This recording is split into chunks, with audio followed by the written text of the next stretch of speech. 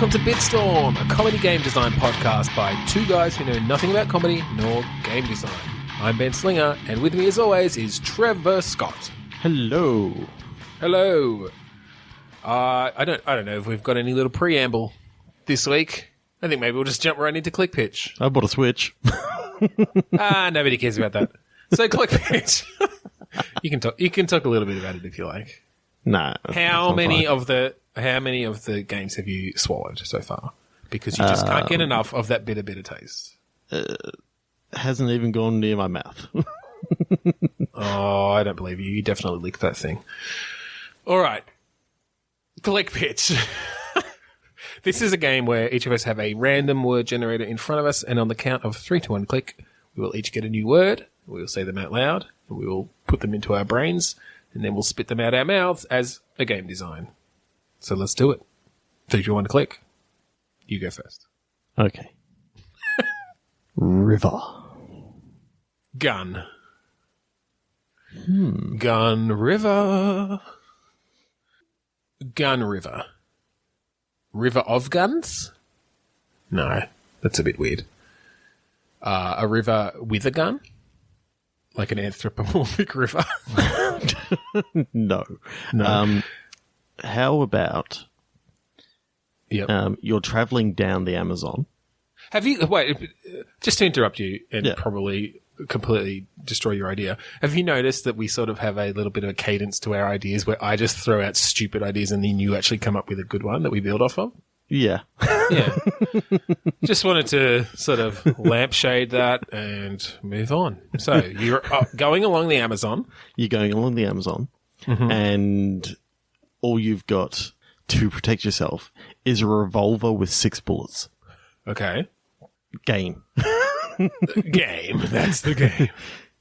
That's not going to be a very long game. Because the 7th alligator or whatever. Yeah, but what I'm thinking is if you come across, like, you've got, your bullet economy, that you've really got to choose those opportune times to actually fire the gun. So when are you going to run across additional bullets? Who says that's going to happen? Right, so it's just rationing out those bullets. So it may actually be, I'm sort of thinking, because I've been playing a little bit of The Flame and the Flood, that is kind of similar to that, and all you've got is like your 6 bullets, and, you can maybe threaten people. Say you come across a village and you threaten them with your gun. But you don't actually shoot, it's all about, how... Right. So you could kind of build the narrative around those 6 bullets. Yes. Actually, that could be kind of cool if it's... Because there are different ways you could go about this. You could make it more of, like a survival sort of thing where it's made clear early on that you're not going to find any more bullets. And so to get through any part of the game, like any challenge, the easy way might be just to shoot someone, but obviously that's always going to be your last resort. Yeah.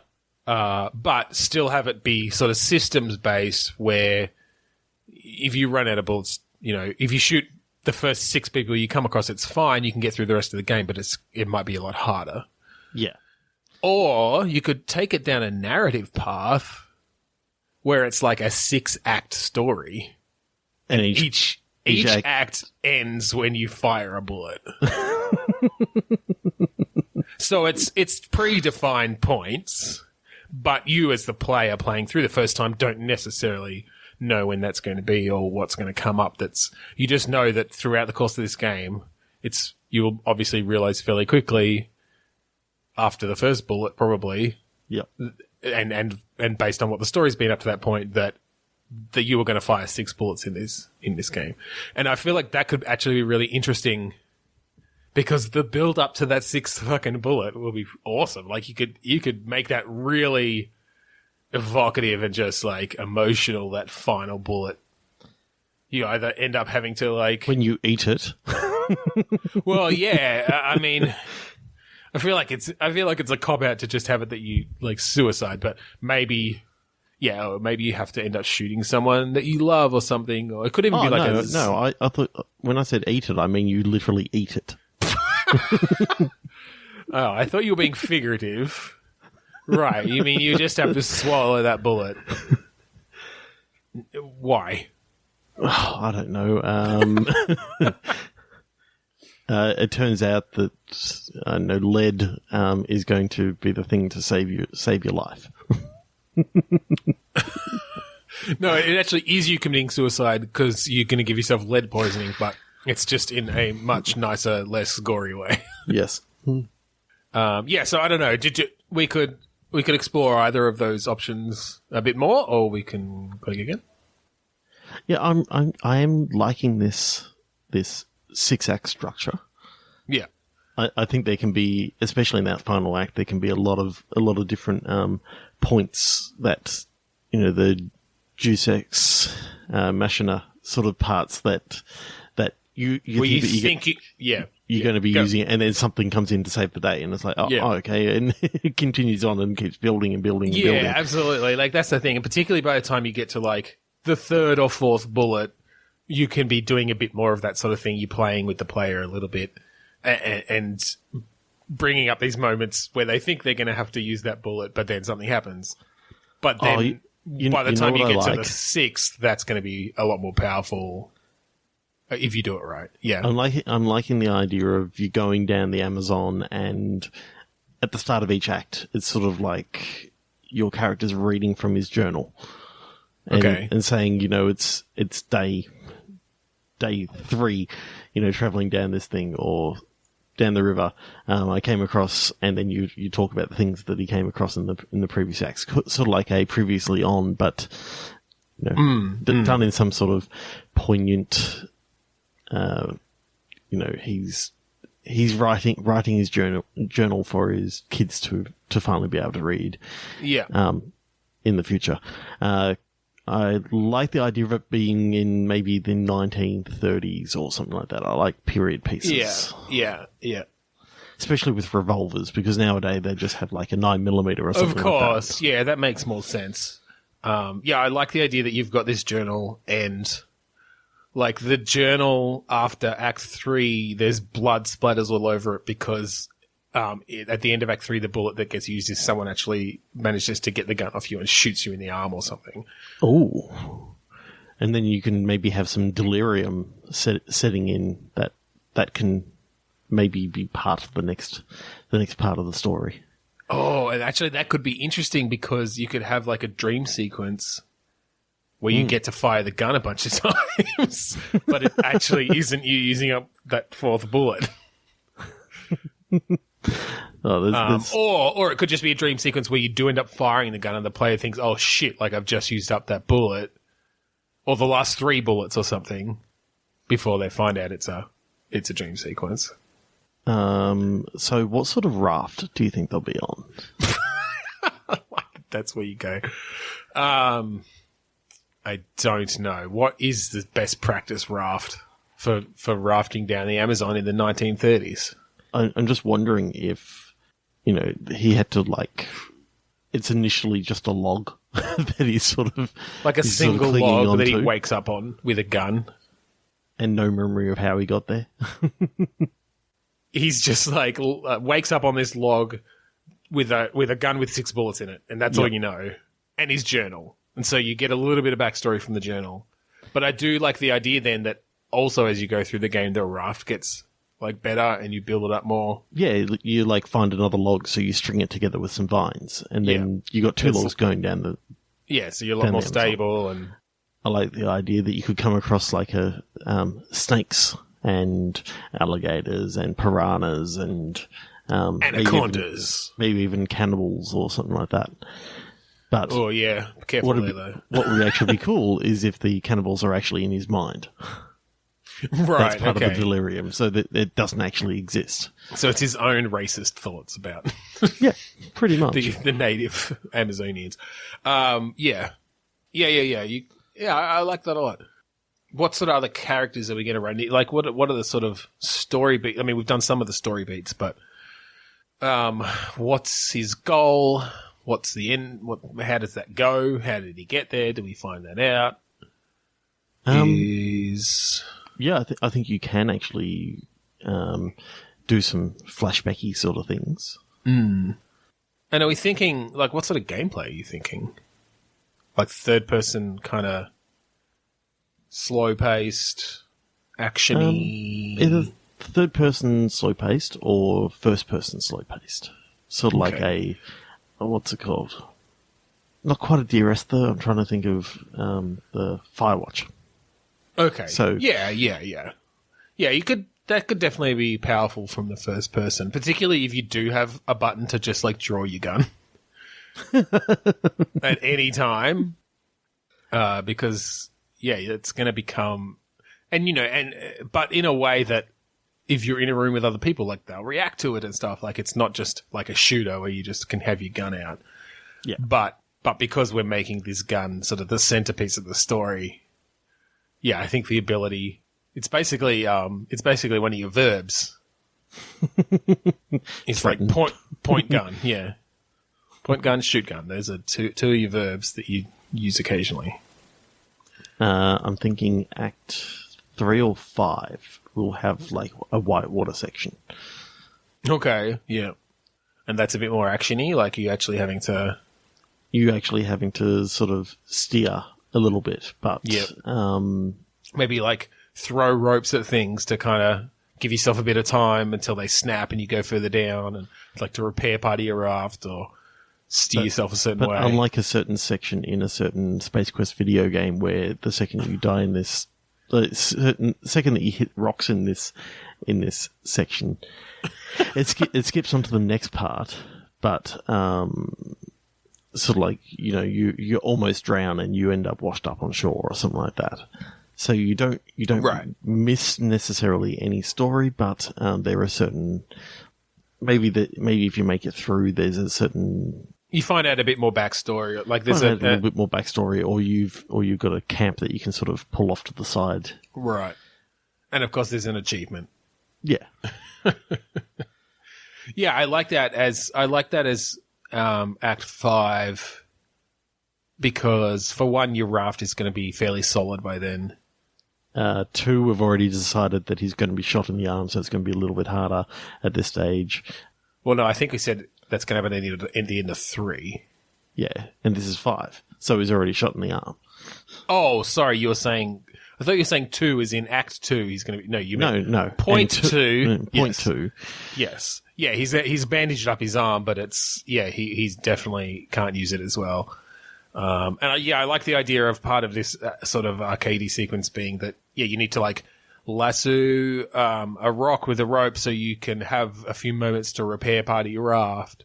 And maybe the reward to getting through is just that your raft is left intact. And so it's not actually a necessary part of Act 6, because you do wash up near this camp or whatever, or pull over to this camp if you make it through, and then that's where Act 6 continues on land the whole time, basically. Yep.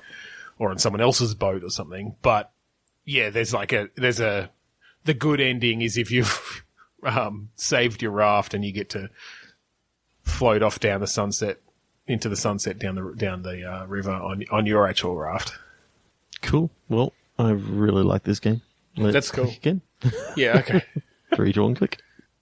Who would have thought we could make an amazing narrative action game from the word gun in video games, where gun usually just means shoot everything. Yeah, and that's what I was trying to get away from. Yeah, absolutely. So the river of guns probably was the wrong direction. All right. What's your word? End. End? Yes. My word is none. Not N-U-N, N-O-N-E. Okay. It's the never-ending story, because there's no end. The nothing. It's nothing. The nothing's coming. The game just crashes. It's like when you look into it, it's not like there's nothing there. It's like you're going blind. It's like there's no game there. Your computer goes blind to the game and crash. I don't know where I'm going with that. End and none. Have you got something silly to throw out so I can throw out something else? I don't even have anything silly to throw out. I think that's clicky again. No, No, you've got something? no. Oh, you do have something. All right. Okay. So, I've recently rewatched Memento. And the idea of starting at the end... That's the one about the merman with the toe that gets chopped off and he has to go on an adventure to find it. Memento? No. Oh. Yeah. Guy Pearce. Yes. Okay. So, the idea of we won't take like the story of Memento, but the idea of having it from starting at the very end and realizing that there's nothing really that can be done about it. It's sort of like maybe it's a roguelike. So there is no end. Okay. But it starts at, starts at a roguelike that starts at the end of the game. Yep. That is interesting and maybe impossible, but let's talk about it. The idea being that you've got to try and get back to the start of where the game was by... Yeah. So let's deconstruct roguelikes a little bit, because a big part of that, obviously, is playing basically the same game over and over, generally with procedural levels. Yes. But the fun of it comes from learning the systems and basically unlocking or making available new tools for each run-through, or improving your characters in some way.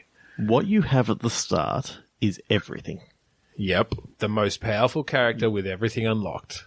So the idea is that this is in a backwards world in which you've got X number of jewels and all this sort of stuff. You have to go back through each of the levels and drop the treasure back off. Okay. And again, these are like procedurally generated levels.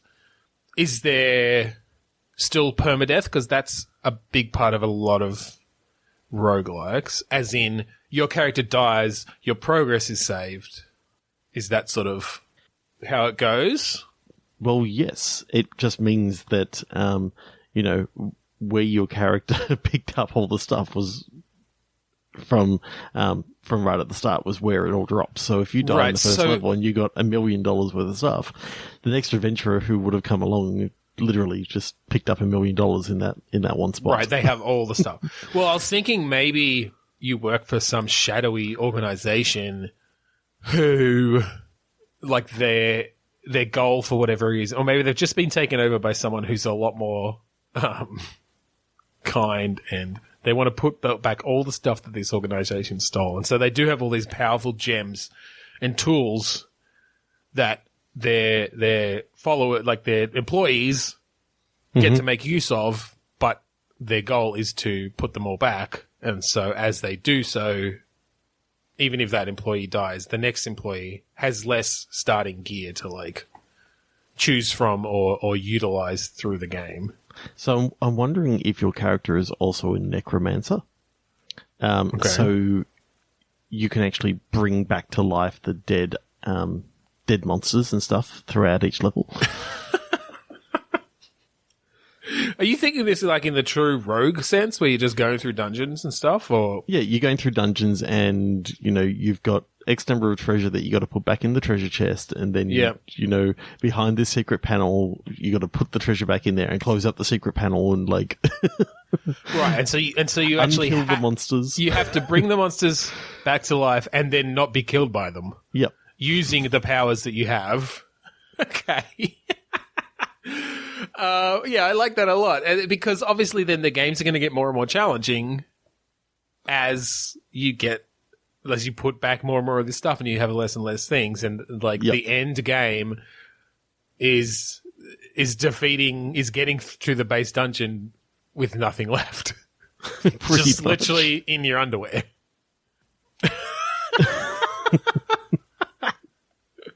That's actually really interesting. That's really funny. What else can we do there? So are you having to start, like, if you die in true rogue fashion, are you an interesting rogue itself, I believe, was actually much less of a roguelike in that it was permadeath and every time you do actually start from scratch. Yeah. Nothing carries over, I believe. It's been a long time since I've played it. But are you thinking that when you die, do you have to go through... Do you then have to, like, fight your way somehow through those early dungeon levels again where stuff has already been put back? Obviously not killing the monsters, or if you do, then the next person through has to reanimate them again. I think once you've finished a level, like you've been able to drop the treasure off, and if you didn't get out, then maybe what you've got to do is the next person has to go back in there and retrieve your body. That's one of the maybe things what it that has to be done. Okay, maybe what it is. So if you die like 15 times on one level, you've got to go back in there 15 times and pick up all the bodies so that it doesn't look like other people have gone through this thing before. So I like the idea. Like I mentioned, you a previously evil organization who had just completely ransacked these dungeons, stolen everything from them, killed all the monsters, left them bare. But now we're in like a new modern era, and we've realized that these dungeons play an important part in the ecology of the world. And so the company has been taken over, and their goal now is to basically they've got a dungeon restoration project where they're sending people down to put all the treasure back and to reanimate all the monsters. And so, your actual end goal is, look, if you need to kill some monsters to get down to those deeper levels to put some more important stuff back, all right, that's fine. But your mission isn't complete until your next employee comes through and reanimates those specific monsters again without getting killed, maybe.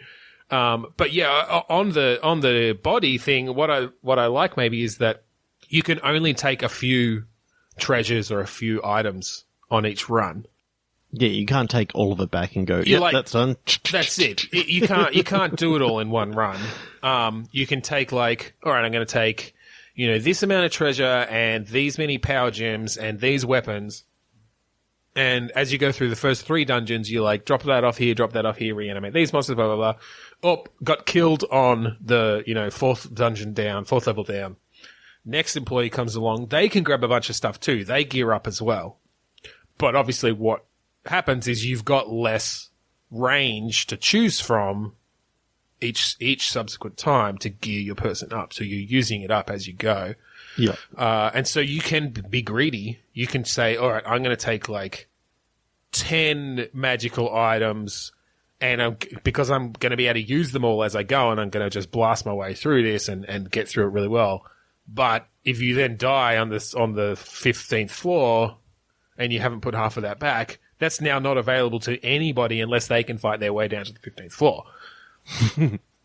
with all the monsters that you've reanimated on the way, and less tools available to them to do so. That's got some really cool mechanics in there. I like that a lot. That's really fun. Are you thinking, like, what sort of graphical style, perspective? Like, are we literally doing fucking ASCII art?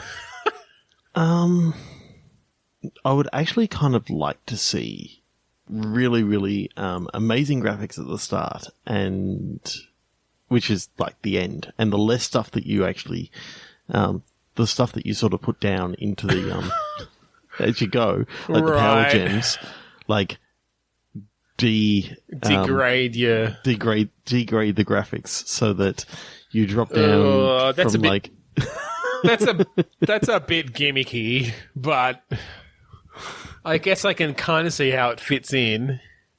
So you know that when you get to text adventure, you've got pretty close to the end.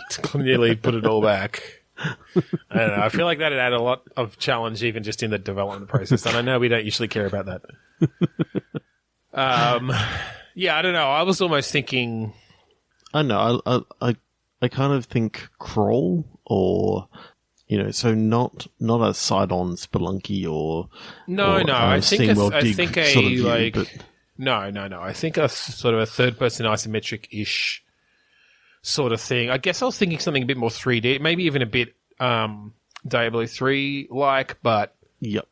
or one of those other types of well, and that makes sense for that sort of game in a way, because you've got your inventory and I'm looking forward to the mission where you've got to use your regeneration gun to bring back a boss. So, but you got to give him as much health as you sort of can. So you're sort of having to use it and get away from all of his attacks, so you don't die there. Yeah, so there's a lot of there'd almost be a real bullet hell aspect to it as well, because it's not about killing the monsters; it's about bringing them back and then being able to dodge their attacks as you get away. Yeah, so it's some strategic ideas on, how to put this treasure back. Meanwhile, trying to get as many of these monsters back up and running, so that the next people through can actually have a challenge.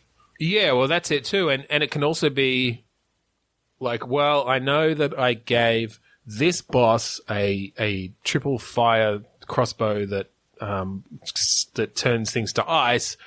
So if I'm going to try to get down there, I need to load up my next guy with, fire shields and this and that, and again, that gets harder and harder as you've got less and less to choose from. Yeah.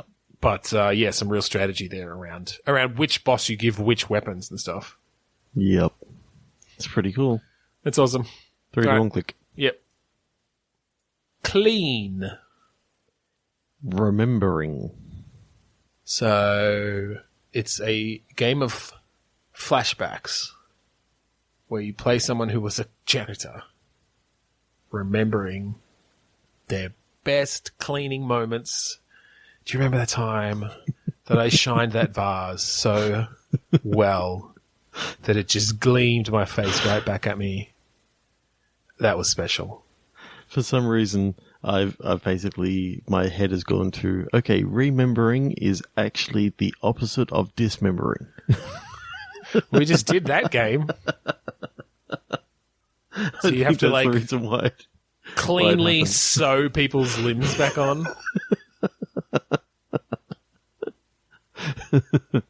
So it's like Surgeon Simulator.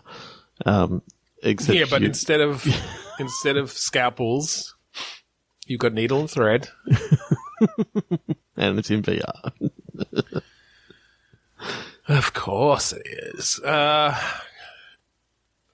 Maybe it's a game where you're in a really messy house and you're trying to find things by remembering where they were when the house was clean. And so you're sort of having to reveal parts of the house and what it looked like before it was piled high with newspapers and garbage and cat shit. Okay, so what if it was a narrative game in which you work with people trying to clean up some of their memories so that they can remember? Okay.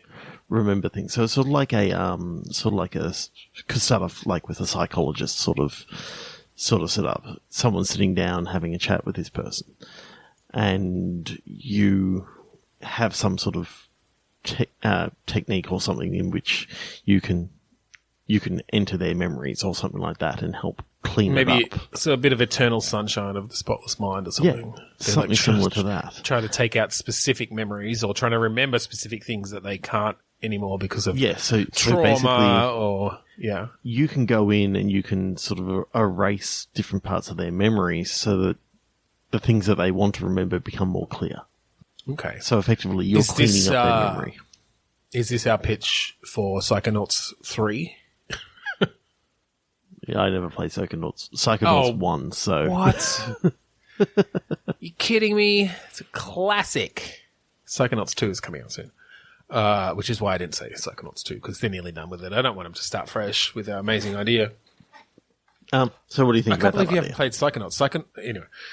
I own it on Steam. I just haven't played it. Of course. It's been free like a million times. I think they might end up doing a remaster, so just wait for that. Fair enough. Okay, so yeah, I do like that. What's the gameplay like?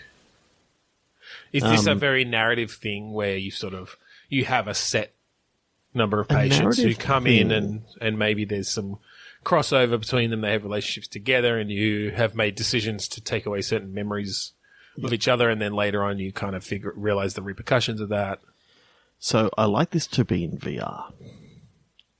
Just the idea of actually being able to move through a cluttered memory that you have to sort of like pick and choose bits and pieces to actually eradicate. So you're actually like literally picking bits up and you can trash them, or you can like so there's a bit of certain tools that you've got to sort of clean it up. There's a bit of Pixar's Inside Out in there where you're like picking up a memory and looking at it, and you can like slide it back and forth to go backwards and forwards to play the memory. Yeah. And then you can throw it in the memory, in the memory destructo ray. Or you can put it back into place. Maybe you even have to reorder some of them. Maybe that could be a way that things happen. Maybe you like make them remember things in different orders, so it is a more pleasant experience for them. Yeah, I can see it as sort of a narrative experience that, you know, it could be just this society has this government sponsored program to help to make clean your memory and make all your memories seem a little bit more sanitized. Help in quotation marks, because I think what you find out is, and as the practitioner of this, you start to get ethical, you know, start to feel ethically bad about. Well, there's a better word there. I think the start could actually just be, you know, you sort of cleaning up an old grandpa's sort of memory of you know, he wanted to remember his sweetheart from when he was young and all that sort of stuff. Of course. And you're like you're cleaning away all the random memories of, you know, that one football game, because he's got very specific things that he wants to remember, and his mind is degraded to the point that he doesn't have many memories, or like the capacity for many memories left. Yeah. But I think what's going to happen is, as you go along, you realize that people are starting to use this to, like, they come out happier, but you're altering their recollection of events so much that it's affecting other people in their life. Well, I'm about to throw all that on its head. Okay. The government comes to you and said, we love what you're doing.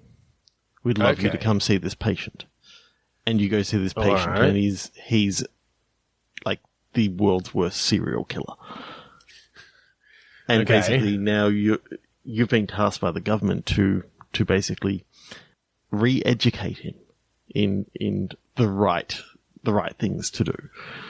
And so you're cleaning up literally crime scenes and that sort of stuff in his mind. All right, I do like that, but I feel like that shouldn't be actually like the sort of main gist of the game. It doesn't have to be the main gist. It's like that's one of the things that happens in the middle of it, and maybe that's where he starts realizing that, you know, making these changes just. I do like that. I like the idea though of it coming along a bit more subtly. Like, I'd like to go back to that idea of the government's subsidizing this treatment, right? Because, and to most people, it's like, oh my God, like the government's finally doing something right. They want their people to be happy. Except as you go along, you sort of start realizing, wait, I'm taking memories out of these people's heads. That's important. And basically you're just subduing the populace, right? But also part of that could be, there could be a thread where you see the things in these victims' memories that this person has done. And they're some of the things you're taking out, but you start to notice it's this same person every time. Who's sort of like appearing in the memories and he's just in the background or something like that. No, well, maybe, or he's done something to these people, and you're basically uncovering this government conspiracy in some way about like silent, not assassins as such, because they wouldn't still be living, but you know, someone who's come and or maybe killed someone else. Maybe they are assassins, but you're looking after the people who are left behind, or the people that you actually. The people that you're actually looking after are witnesses. Yeah, well, yeah, that too. And so that's why they're being sent to you. And so government corruption, they're basically they're trying to cover this up. Yes. Okay, that's cool. I like then that. eventually, maybe you do get brought in and actually have to work on this person who themselves is this messed up serial killer / assassin that the government has co-opted for their own desires and needs. And they want you to clean it up so it's only the murder in there, so he becomes even more ruthless. Oh, actually, that's kind of cool. You have to start doing the opposite of what you were doing before and only leave behind the ruthlessness and the murderousness. Oh, God. And you have to make some choices about what you... And then you've got the branching storylines of do you go down sort of like a similar thing that we had in one of the Kuruda songs, in which, does this person actually, start going down a darker path and manipulating for his own for their own gain, or do the right thing, and instead of leaving only the bad memories, you leave only the good memories. And if you want to hear more, check out Hypnotica on Kuruda's first and only Kuruda.net. I know. I kind of like that. I really like that idea. Yeah. That's got some really cool stuff. Sweet. Let's click again. You do realize I'm winning at the moment. What do you mean you're winning? 3 ideas to none. Hey, I have contributed some pretty good stuff to these ideas. You have. Also, at least one word to each of them. No, there's been some good stuff in there. Like, it's a collaborative effort. Yes. Look, like I said, there is a pattern to this, and you do often throw out the at least the seed of the initial idea that we run with. Yeah. I will certainly give you that. Yep. Okay, let's see what we do with this one. 3, 2, 1, click. Yeah. Today. Click. But CLIQUE. All right, so some sort of social dynamics. I mean, my mind goes to high school because that's the most cliquey place, but it could be, like a workplace maybe. Maybe it's on the Today Show. God. Maybe it's I'm that not like touching that one. Maybe not touching it at all. Maybe it's that like classic scene from all those high school comedies where you're the new kid in school and the quirky, outcast who's not part of any of the groups walks you through the lunchroom and points out all the different cliques to you, but they're procedurally generated. Okay. Procedurally generated high school cliques. I'm really liking this idea of the high school cliques. Yep. I think it's kind of like The Sims in the sort of way that it actually looks. Is presented, so okay. It's presented. But you've only got control of your one character. But if you want to, be part of these cliques, then you've got to sort of start conforming, or if you want to join the goth kids, then that are talking about not conforming, yet you've got to sort of conform to their standards. Conform to their non-conforming standards. Yeah, okay. So there's a bit of like you get to buy and wear different clothes to try to fit into a particular clique. Learn particular skills, perhaps. Learn particular vocabulary. Right. And so is your character at the beginning sort of, how malleable are they? Like, what are their limitations? Is it just that when they get there, and maybe they're procedurally generated too, there's just some cliques they're not going to fit into? Yeah. But you could still try. So I think your character comes randomly rolled. So it basically, here is what at your previous school you used to be into. Right. Like cheerleader or jock or whatever. Yeah. And they're all on a continuum, I think. It's not just binary. Do you know what I mean? Like you were 30% jock and 27% geek, and whatever. And surprisingly, only 1% goth. Only 1% goth. You painted one toenail every day black. But then quickly wiped it off. Yeah, that was it, because you can actually... that was enough. That's all you could handle. You listened to 3 seconds of 9 Inch Nails. And 1 second of My Chemical Romance. Yeah. Phew, that's my goth for the day. Now I'm off to play football while calculating trajectories with calculus. I don't know. I said that was 27% geek. Right, so I still do like the idea of procedurally generated cliques. Like, it's not necessarily the standard ones. You've got sort of a lot of the standard attributes of high school students, but it remixes them in all sorts of different ways and then comes up with appropriate names for them. In the hilarious ways that procedurally generated algorithms can only do. Oh, I I don't know why, but my mind just went to like talking about all different doctor groups, sort of like dermatologists and podiatrists and all these sort of things, and I started Is it just med picturing school? It's basically, it's a med school, and the clique is like, here are your pediatricians, here are your surgeons, here are your... Maybe that's a sequel. Once you're out of high school.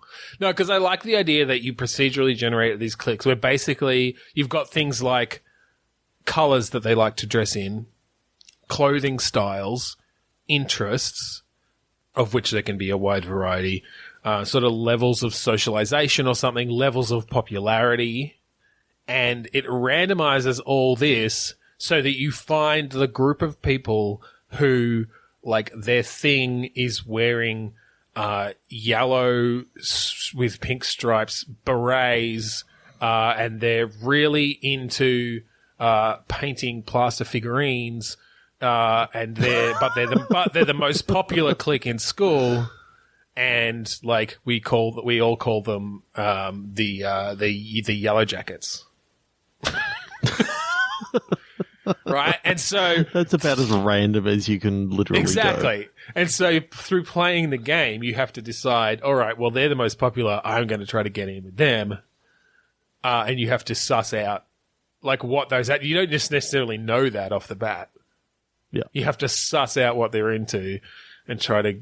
And you, in the meantime, we'll actually create some real relationships and stuff between the procedurally generated characters, nice. Where you can, maybe you can get an in because you actually knew one of the Yellow Jackets in second grade, and so like that gives you a bonus to being accepted or something because they can vouch for you.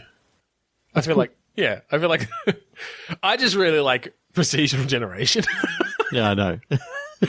This actually would, I'm thinking about this now, this would really fit in well with the just overall general school simulator that I started on like 4 years ago, which was a top-down isometric thing. And I had all these things where I was going to determine like people's interest in each other with these like overlapping graphs to determine how interested they would be in each other based on their sexuality and what they identify as and just how attractive the person is and all these different things, and to create these cool relationship maps and stuff. And I never got to do it.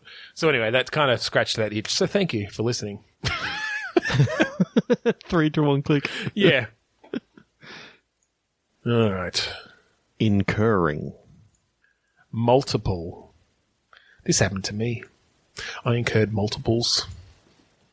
I had twins. Yeah. Synonym, suffer. Yeah, I suffered. I suffer from twins. It's an affliction. Sorry, girls, if you're listening to this. Many, many, many years later, because really, at like, because they're 2 years old, two and a half. They should not be listening to this. No, they probably shouldn't be. Incurring multiple. I don't know. What are they? What is someone incurring multiple of? Incurring multiple lacerations. Yeah. From cat of nine tails. Or 9 cats of one tail. Yeah. Which would be worse. 1 cat with 9 tails or 9 cats with 1 tail? You tell me. Yeah, okay. That sounds like a fun game, incurring multiple lacerations. I want to play that. What's the game? Yeah, I kind of don't. I've got no idea. No, let's click again. Yeah, 3, 2, 1, click. Chain. Orientation. Okay. Maybe you're a ghost in training and you have to learn skills like rattling your chains, making scary sounds, moving things without being seen, all the classic ghost stuff, writing in blood on the walls or backwards in a mirror, writing backwards in blood on a mirror. Like, that's challenging. Okay, is it VR? Yes. I was about to say yes. Definitely. But I like the idea that in VR, because actually that will work well for VR, because so much of the time in VR, just because of the realities of there's no haptic feedback and stuff, your hands just go through things. They just have to clip through stuff constantly. I don't know why this hasn't been done before. In this game, it makes perfect sense. It does. So yeah, I kind of like that you start off as a baby ghost, as in a newly ghosted ghost, and so yeah, or as you know, older ghosts will call you, you're a young'un. A young'un. Yeah, yeah. I like the idea that you're 90 something, but you're a young'un. Right. Yeah, of course. You know, they're all 700 years old. And they've been haunting this place my forever. question is, your character, yes, are they haunting, like, the family that they, their own family? But when they became a ghost, they actually lose their memory. So they're actually haunting their loved ones that they don't even remember. They don't even remember it. All right, well, look, first they have to get through orientation, or they're not going to be haunting anyone. Yeah.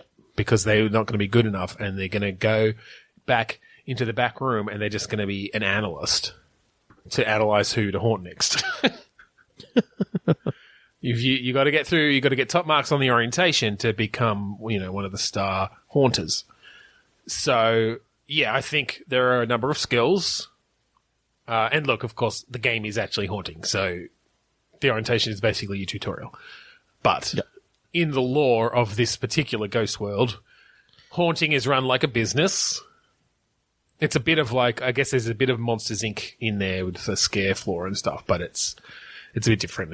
It's more traditional hauntings, and instead of going through a door, you get shot out of a ghost cannon from heaven down to they have to wait for the right time because the earth. So what does heaven look like? Well, do you know a mall? It's kind of like a mall, but everything's a little less saturated in color and see-through. A little bit more white. Yeah. So they get shot out of a ghost cannon, but is there a container that they're in, or? No, they kind of liquefy a bit on the way down, and then they have to reform pretty quickly. That's actually one of the skills, is how fast you can reform after being shot out of a cannon. The current record is 3 weeks. Yeah, look, these are you're an embedded haunter. These are long-term, say goodbye to your wife and kids for 6 months because you've got a job to do. You're being deployed. No, I actually really like this. I like the idea of creating a whole backstory around hauntings with these systems in place and stuff.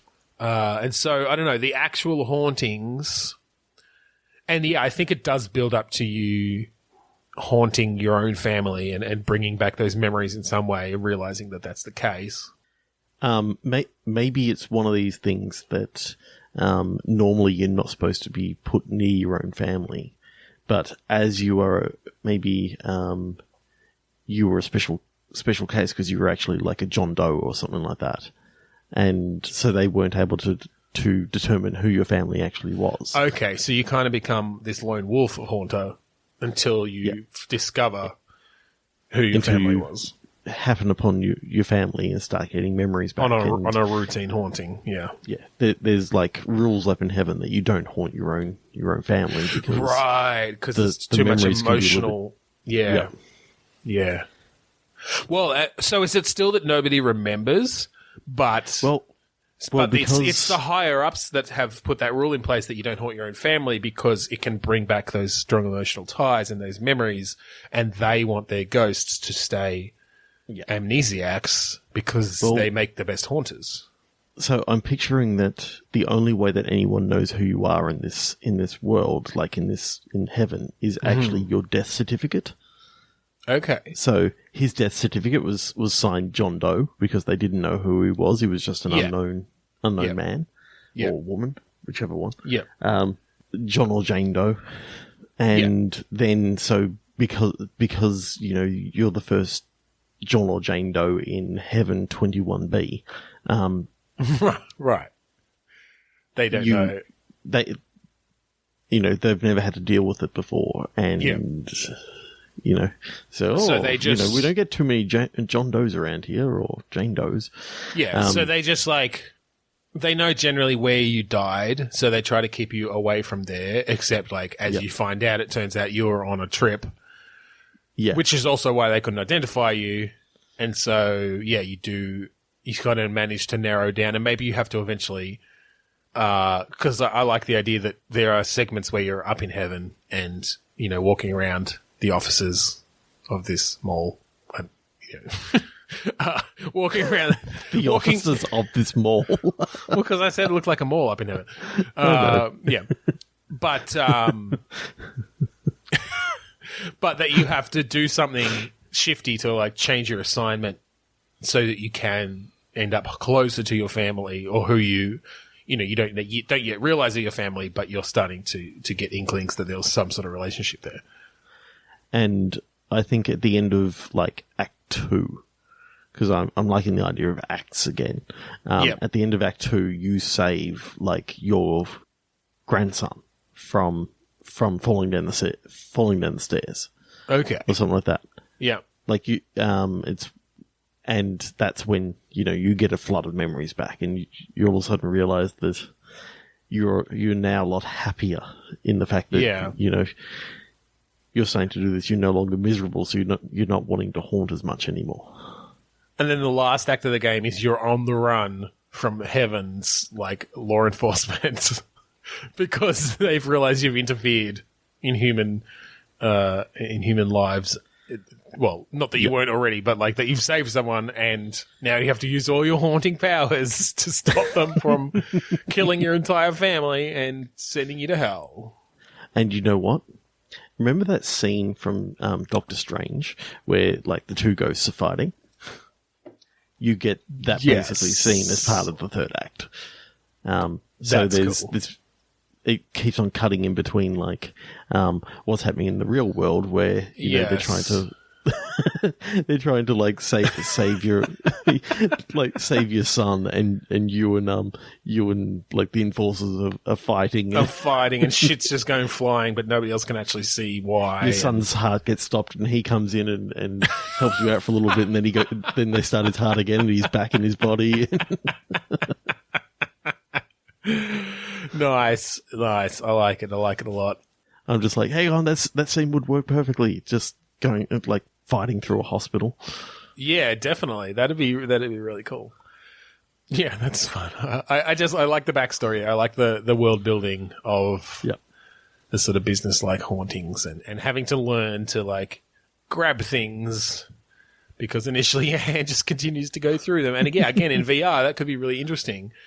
I don't know what the actual skills would be, whether there are actual physical skills you need, you have to do it really slowly at first or something.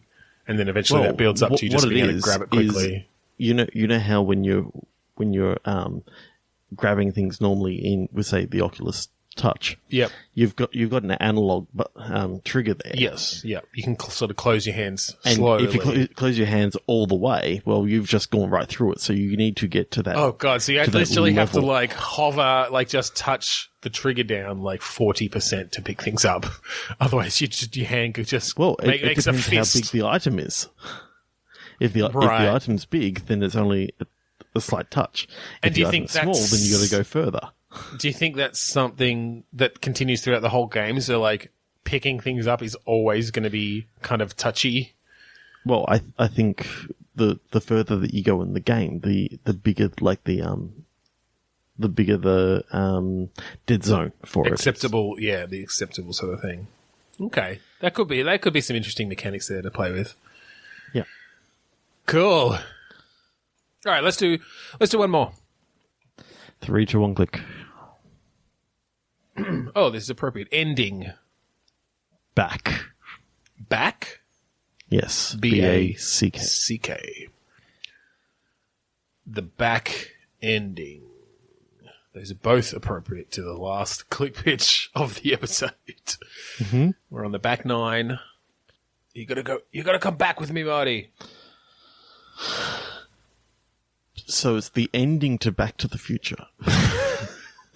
It's Back to the Future 4. Now, end the series properly. Hey, it wasn't that bad. Hey, everyone was happy. They had a fucking space train. I mean, time train thing. Yeah. Did this little kid who, like, touched his junk and stuff. Everyone was happy. Especially the kid. Pointed at it. He's like, look. Check it out. No, 3, 2, 1, click. Disc. Unknown. Ooh, that sounds interesting. Does, doesn't it? Now I'm thinking 5 1/4 inch floppy. Just and to make I'm it thinking Alien. Alien, like the movie Alien? Or no, just alien, an alien as in an alien, as in unknown. Or I was thinking there was going to be something unknown on the disc, and you had to like protect it or find. Maybe there is something unknown on the 5 1/4 inch floppy disk, and the challenge is finding a fucking 5 1/4 inch floppy disk reader that works, and a computer that you can plug it into. no, that sounds like that PC building simulator that you showed me today on Twitter. Yeah, that's true. They stole our idea, bastards. Okay. No, I do. Unknown disc. Okay, so you're thinking alien and disc. So what's the alien doing with the disc? Okay. Or you found an alien disc that you have to... So I like the idea that this is like you're working for either NASA or one of the big space organizations. Big space, yep. In a file, you find a 5 1/4 inch disc. Okay. And it's unknown as to what's on it, and it's a narrative game in which you're just literally going through. You manage to go home. You happen to have a computer there that has a like you're a collector of old 286s or something convenient. Like that. Well, it's just to move the plot along. Yeah. You happen to, well, actually, no, I'm liking the idea that it's a 486 that's connected to like a proto-internet. Right. So you got an old beep boop modem. Yep. And it just so happens that, you access what's on the disk and you find like pictures of like an alien autopsy. Okay. And then now you're on the run because like the Men in Black have found out that you actually have the only copy left. Any copy left. Yeah, I like that. I think initially you think it's an alien autopsy, but it turns out it's just alien dick pics. Like they were sexting each other and we intercepted them back in the 50s. No. But this is still the last remaining copy, and yes, you're still on the run from the government. No, I like that. It's a sort of a walking sim again sort of thing then. One of those kind of immersive first-person view, sort of, again, Firewatch-ish, Gone Home-ish sort of things? Narrative style? See, I was seeing it as like a Sierra or LucasArts style adventure. Oh, like a point-and-click kind of thing? Yeah. Okay. Having that that side-on sort of somewhat 3D view. Yeah, like painted backgrounds and stuff. Yeah. Okay, or like a broken sword or something. Maybe that sort of nice animation, clean animation style or something. That could be cool. Yeah, we could do a point-and-click adventure of that. Do you get to meet the aliens? I'm trying to think what year it would be in. I kind of like the idea that it is actually closer to, like, it's not modern 2017, but it's more, 1998 or 1996 or something like that. So the internet is just sort of coming big, and well, let's do 5 1/4 is somewhat. I think let's do like 2002. So there's still, like, it's not out of the question that someone would have an oldish PC lying around that's got a floppy drive, 5 1/4 floppy drive in it. But the internet, like, you're in the middle of the .com bubble sort of thing. Yep. Yahoo is at the top of their game or whatever. Alta Vista. Yeah, exactly. Like, you ask Jeeves, what does an alien's dick look like? Oh, there's got to be a scene in which you go to, like, www.geocities.com / alien dick pics. And just, you basically got, the worst of early web. So you got Flash and viruses and pictures that take forever to download. And now that I think of it, like, you could do point-and-click adventure, but a large part of this game could take place in a simulated desktop environment, like one of those, like Orwell or Emily's Away, or like one of those sorts of games where, you've got that simulated desktop environment. So a lot of it is chatting on ICQ to your, like, paranormal investigator friends or whatever, and looking on GeoCities websites and asking Jeeves. Yeah. Yeah, I like it. What's the end game? Asteroids? No. Sorry. That's over the end credits. You play Asteroids. What happens? It just turns into Space Invaders. Yeah. Well, that's it. Like, because you found it out, you get inducted into the Space Academy to start finding these aliens who are really pissed off that you shared their sexting history with the world. No, I don't know. Seriously, should there be like a maybe a final thing where you get initiated into the Men in Black, and it turns out that all along it's been just a Men in Black tie-in game? Yes, definitely. Yeah, I think that's a good idea. That can be like you see a brand new Agent J. That's the after credits sequence. No, I kind of like the idea that, again, like the last, like the sort of climax is you get contacted via ICQ or something by the aliens, and you have a frantic thing going where you need to upload these pictures to them before the FBI gets in and like hacks in and destroys them. Like, they're bashing at the door, and they're also trying to connect to your computer and hack in.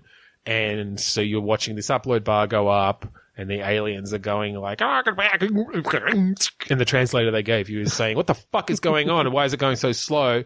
Don't you have, like, at least a 56K modem? And you're like, no, I haven't upgraded yet from a 14.4. Yeah. They say, why don't you have a T1 line to your house? It's only 2002. All right. I think we'll end it there. We'll end it there. That was fun. It was. So, thank you for joining us. If you'd like to find us online, we are on Facebook and Twitter and Instagram sometimes. And we're Bitstormcast on all of those. We have a Facebook group, facebook.com/group/Bitstorm, and we are on Podchaser, podchaser.com/Bitstorm. We are on iTunes, where you can rate, review, and also subscribe. We'd like you to do that because, every little bit helps. We have a website, bitstormcast.com. I'd like to plug our friends at the Australasian Gaming Podcast Network. Just search for hashtag AGPN on Twitter or the Australasian Gaming Podcast Network on Facebook. We'd like to also thank Kuridos for the song Mount Defiance off of the album Containment Failure. And finally, we'd like you to visit our YouTube. I was going to mention that. Is youtube.com/Bitstorm. I don't think it is. Maybe. I think you literally have to search Bitstorm because we don't have enough views yet to be able to get a custom URL. I don't know how that works, but it is not at youtube.com/Bitstorm. Yeah, definitely not. Okay, so search for Bitstorm. We're approximately the 6th one down. Just look for our image. Yes. No, we're a lot further down. I just looked. We're not even on the first page. Yes, we are. There we are. We've got 2 subscribers, and one of them's me.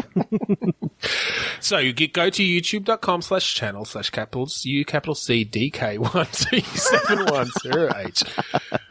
Anyway, one day. But yes, just go to our Twitter. We've got links there. We recently uploaded our playthrough of Space Quest 3. Be the first one to view it. Space Quest 4 will be going up soon. Yes.